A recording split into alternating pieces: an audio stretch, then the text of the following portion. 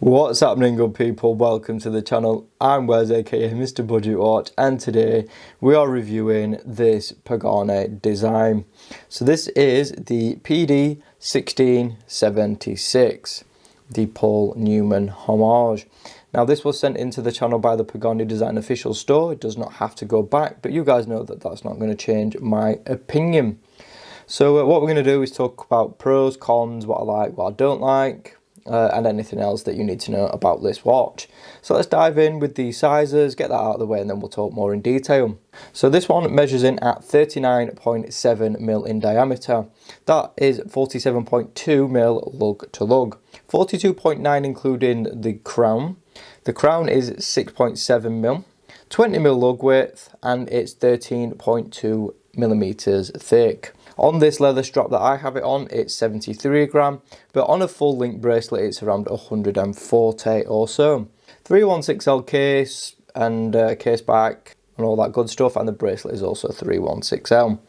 Screw down crown, screw down pushers, and a screw down case back. A boxed sapphire crystal, which I have confirmed, 100 meters of water resistance. So that is pretty much the specs out of the way. So starting off with the bezel insert first, you can see it is a tachymeter style. So you can see we have the tack all the way around with different markings denoting all the things, all the markings that you need when using a tachymeter. And it's it's decently well done. It's not the crispest or sharpest I've ever seen, but it's decent, Moving in, you can see we have a pretty much plain and uninteresting rehaut. Then we get to the minute track, and this is one of my first little issues with this watch. I think the contrast is nice, but it's just not very legible because the red is on black. It makes it a little bit difficult to actually see. Luckily, I mean, you're not really going to be using it all that often. It's only when you're using the chronograph features. So you can see we have some little loomed dots as well, and some little indices marking every 5 minutes. Moving in again, you can see there is no numerals on this dial at all, which I think keeps it nice and clean. So we do have an array of sub dials that you can see. We have a 24-hour, a 60-second, which is your small seconds, and a 6-day minutes. So under the 12 o'clock, you can see we have the Pagani logo and Pagani Design chronograph printed. And for text, that is pretty much your lot. They've not cluttered it with text, which I think is really nice. I also quite like the numerals on the subdials. They're quite easy to read and distinguish. I also love the little markers as well, a little bit different. Now we get on to another little issue I'm having, and that is with the hands. Now the subdial hands are perfectly fine, there's nothing wrong with them. They're high polish and quite easy to sort of distinguish if you're in a decent lighting situation. In darker environments though, they're a little bit trickier to see. To the main handset, and the others are, they're fine. The main hour and minute hand, nothing wrong with them really. I mean, they're not the best finished or well done. Little slither of loom, and that's about it really. My issue is with the chronograph hand. It doesn't perfectly align, and it just sits slightly off to the left. So that is something I will correct, obviously, once this review has been completed. But for the review, I thought it'd be fair. The watch comes slightly misaligned, so obviously I have to mention that. Easy fix though, you just look online how to reset this movement, and it's easy enough to do, but it is a problem that this watch of mine has. So now we're going to get on to the case, and there's not really too much to talk about. You can see we've got a high polish lip on the bezel, and then high polish sides, a little bit of a downturn to those lugs that are flat at the bottom. It's not the most interesting of sides, to be fair. This side, you can see we have some crown guards, your screw down pushers and screw down crown. The crown is signed. And obviously I've not took the blue plastic off because I just forgot. And then the pushers as well, they're high polish and have that blue sticky stuff, but they're all screwed down, which is really nice to see. It just stops any accidental presses. But yeah, the finishing, it's a decent standard. It's not like proper nice mirror polish, but it's done to a good standard. The lugs are quite nicely finished though. The brushing is decent but not amazing. Finally, for the case, we're going to talk about the case back, and admittedly this is not my favourite design from them. You can see we have their logo, the sort of checkerboard pattern, and of course a little car there. And then high polish at the bottom with a bit of information. Yeah, it's definitely not my favourite design that they've ever done, but you know, it's different and it kind of fits in with the theme, I suppose. So now we're going to talk the movement, and this is using a Seiko VK63 Mecha Quartz. So we've all seen these movements used a lot, and you know what, they are a solid and reliable movement. They use a 394 cell battery, which is an SR936SW, if you ever need to swap one of these. That usually takes around 3 or so years depending on how much you use the chronograph. That'll obviously deplete it faster if you're using the chronograph more often.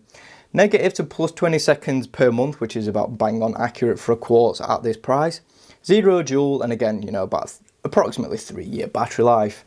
But yeah, it's a very, very simple and straightforward movement to use. Obviously, there's no date to mess around with. Your pushers, though, you basically just give them a little unscrew to get them to work. And once it's actually fully locked out, you can't do it anymore. And you just give it a press, and you can see that chronograph hand springs to life and starts sweeping away. Because obviously, this is Mecha Quartz, so it does have that nice sweep. And then to stop it, you basically press it again, and if you want to lock it in position and don't want to knock it, then you just lock it, and then you can't press it. And if you need to reset it, you use your bottom pusher, unscrew that. When it's fully unscrewed, give it a press, and it flicks back straight into place. Has it lined up though? No, it's still a little bit out of whack, so we're going to have to address that after the review. As for your main crown, it is screw down. Nice amount of grip on all of these actually, because we've got a good bit of you know, knurling on them. So pull it out twice. Obviously there's no date to adjust, and then you can adjust your time. Very nice and smooth though, these Seiko movements. No issues with them, no great feedback, no horrible bumps or stops or anything like I've had with some cheaper quartzes. But yeah, it's a solid feeling movement. The only issue I'm having is with the getting the crown back in. It can be a little bit grating. You can see sometimes it does get stuck, so you have to sort of unscrew it and then pop it back in. Yeah, look, it's got stuck again. So yeah, it's not the best I've ever come across. It's the first Pagani I've had with this issue actually, but there you go, it's engaged now. So yeah, it's a little bit hit and miss. Sometimes it will get stuck, so you have to unscrew it and screw it back in again. It's a bit of a pain sometimes, but you know, if you know what to do, it's not really a massive issue, but it is kind of annoying sometimes. So now we're going to talk about the bracelet, because obviously you can see that is not the stock strap. This is the bracelet, and there's one reason why I'm not wearing it, and that is because, well, it's too big, unfortunately. Even with all the links I can removed, it's still too big. And obviously, you know Pagani's bracelets by now. They're a nightmare to adjust in terms of micro, so I can't really make it any smaller, unfortunately.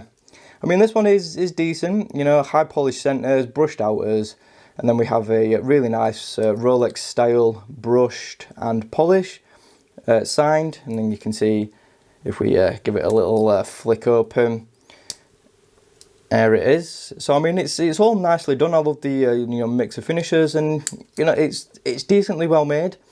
Mine does have another issue though. Let me see if I can find it. Which one is it on? There is a big defect. There you go.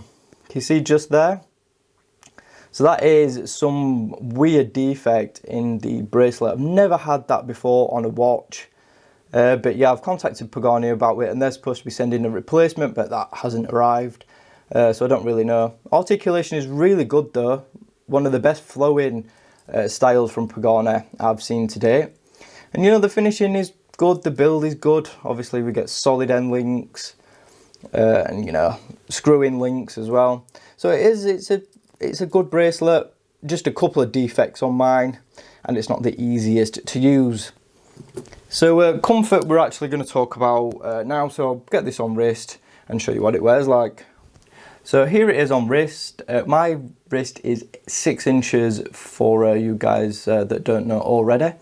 And you know what, it wears, it's alright. It's I think this leather strap you know, is a little bit big for me. It does need another hole punching in it.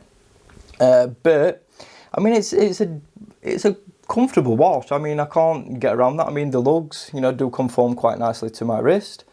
We do get a smidge of overhang on this one though. For some reason it does wear a little bit to one side and not as much to this side. I think that's probably how the strap just makes it sit.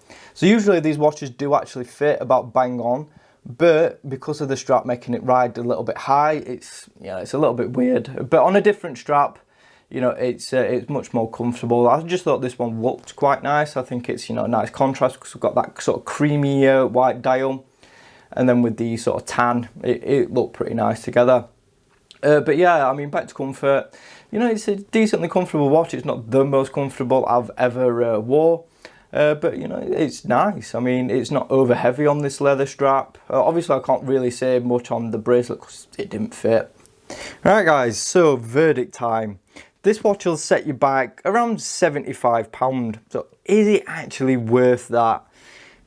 I'm going to say on this occasion, no. And that is basically just because of my example. You know, we've got that misaligned hand, we've got the issue with the crown, we've got the dodgy bracelet, and, you know. So yeah, on this occasion, I'm going to say, do you know what? I think it is, you know, I won't pay £75 if I were going to get one. You know, with this many issues, unfortunately.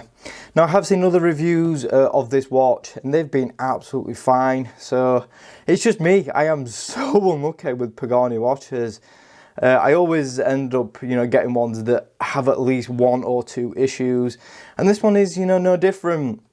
So that is, you know, a big lottery with these watches. You know, you either get one that's perfect or you get one with issues. And unfortunately, mine does have issues. So on this occasion, I mean, I like the styling of it.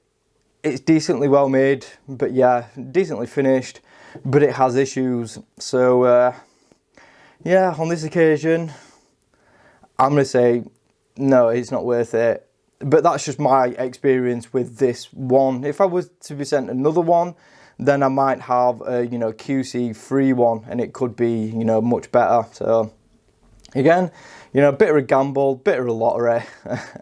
You're either going to get a good one or you're not. So it's just one of those things that you have to take. And if you like the design, is that gamble worth it for you? I'll let you guys decide that. Thanks for watching the video. Be sure to subscribe if you haven't already. Like the video if you enjoyed it. Hit that notification bell so you don't miss any uploads, and of course follow me on social media at Mr. Budget Watch. Thanks again, I'll see you soon.